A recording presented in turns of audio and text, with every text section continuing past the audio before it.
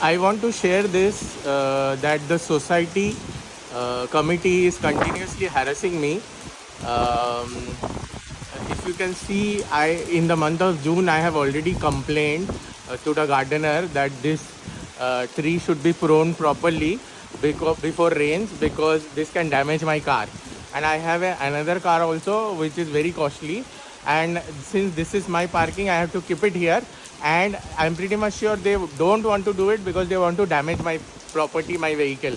Before this, 2 years back also, the whole building was repaired. Specifically my area where there was damage, it was not repaired. I have evidence and proof of it. And then there was a water logging that was happening, and I have a EV charger there, so I have to stand in that water and then charge my EV. This was purposefully done so that I can be hurt or I should be killed. So this was the plan. Later on, when I have to go to police station and complain, then only they thought of repairing it, and I have done it. I have evidence and proof for those also. After that, last year also there was a light issue because there are snakes around. I have been repeatedly telling them that can you put the light out here.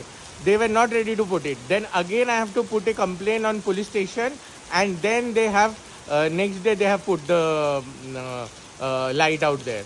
So these are specifically done to target me, because these parkings, as you see, these parkings are occupied by members, and they are basically claiming it as their property.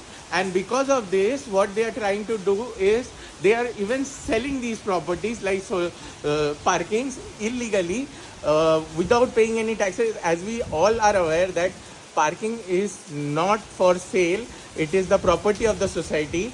But these people are ideally selling each and every parking. There are around 80 parking in the society, and there are more than 114 flats. So whoever has got the parking are illegally selling their parking when they are selling their flats. And if they are not selling their flats also, they are selling the parking.